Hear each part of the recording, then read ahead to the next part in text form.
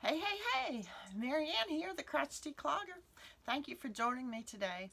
Today is a pre-recorded video. I will probably post it on a Tuesday tidbit. Although, because it's pre-recorded, obviously I don't know what Tuesday that'll be. But if you want to know the date, look in the title. But anyway, I have a FO. And it is one that has been in my whips now for over a year, and it's finally done. But we'll discuss that later. Let me just give you a backstory. Many of you probably know I do teach dance and have for I don't know how long, probably 35 years now. Anyway, I do have a former student. I'm sure she won't mind me telling her. Well, I don't know. Maybe I shouldn't say a name. Anyway, I have a former student who, I think she was maybe 6 years old when she started dancing with me. But she is now a young adult. I guess she's in her 30s. Yeah. But as a teenager, she had a very difficult life at home. It just got worse and worse as she grew up, you know. But I kind of feel like I sort of adopted her, if you will.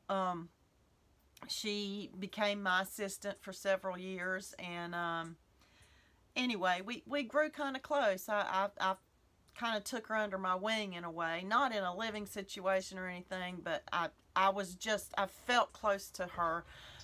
Felt like even for 2 or 3 nights a week, giving her something to do, to look forward to, was important. But she then came to my rescue as an adult about 5 years ago, when my father was diagnosed with stage 4 cancer. And much to my surprise, when she heard about it, she came flying and just helped me take care of him for those last few months of his life. I would have never expected that of anyone, but I'm not going to tear up. But anyway, she did. She came to our rescue. Then, just a few months after his passing, I felt like I needed to come to her rescue yet again when she was diagnosed with Chiari. And if you're not familiar with Chiari, it is I guess it's a disease of the stem of the brain back here. She did opt for the surgery, and she still has symptoms that, especially migraine headaches and migraine headaches and light sensitivity, that she goes through, but I think symptomatically things are better than they used to be. But anyway, that was a long story, not made short, sorry.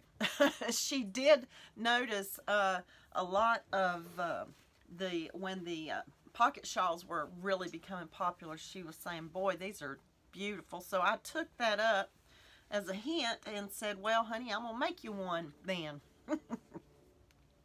And we settled on the yarn, and we settled on the Velux yarn. Is that a Lion brand yarn? I believe it is. And so, which feels beautiful. And she loves the deepest eggplant purples. She just loves that. She used that as flowers for her wedding too. So anyway, I picked the gray and the sort of an elephant gray Velux and the eggplant color. Now, I don't know. I didn't bring a ball band with me, so I don't know exactly what colors, ways these are called. But I made her a pocket shawl. Now, do you guys, and I'll show you in a minute, sorry. Do you guys know, about a year or so ago, maybe even longer than that, Reggie from J Hook Crochet, she had a make-along or a crochet-along, and she called it Shall We Fudge It Shawl. So we were to make a shawl of any kind, any shape, just using our, I guess it was Reggie trying to get our creativity out in us. And I did one then, and that's kind of how I approached making this shawl. I knew exactly what I wanted to do for my adopted daughter. I'm going to tell you her name's Brandy. But anyway, so I made her a pocket shawl. And the best way for me to show this to you is for me just to put my hands in the pockets and start on one end. So here we go. So what I did was, this was my first graph. I included a graph of a purple ribbon, which is symbolic of Kiari awareness. And as we grow here, we get, it's sort of an asymmetrical shawl. Well, not sort of, it is. But, so that's kind of how I went with it. There's a lot of boo-boos. But again, it was a fudget. We're going to call it a shall we fudget. My main objective was for the purple ribbon for Kiari awareness.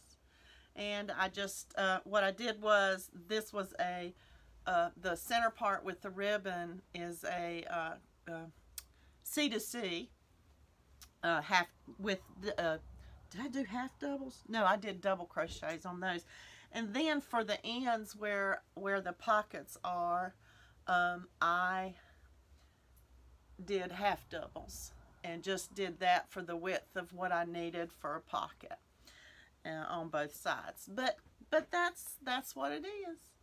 And I hope she likes it. I'm going to get ready and put it in the mail today to send off to her. And I'm hoping that she will send me some pictures of her in it.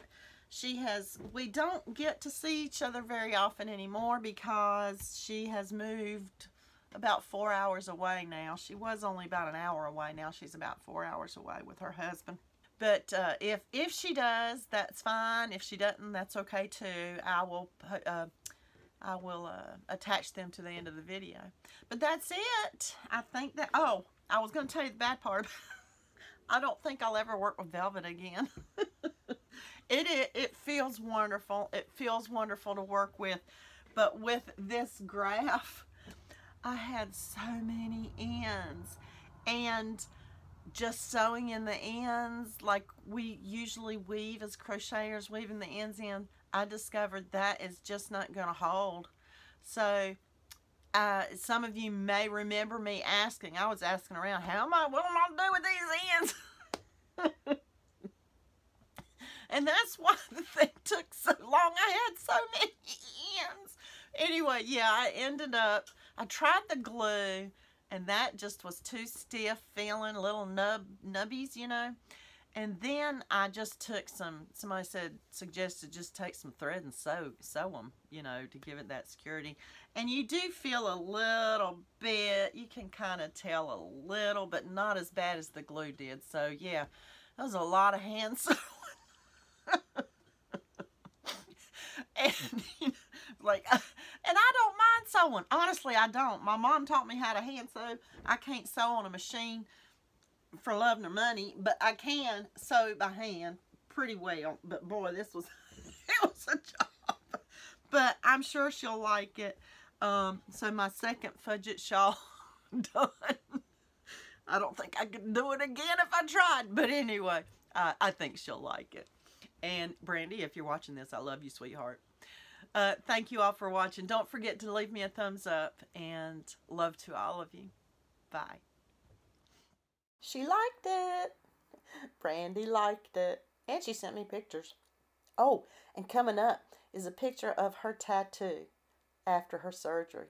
Isn't that cool? I'm back. In a weird way. Yeah, playing with my phone. But anyway, gotta wish some birthday mates happy birthday. So happy birthday to Brandy. Happy birthday to Sweet Sissy T. That's Teresa Patton. And happy birthday to Andrea Olajo, the Crocheting Sailor.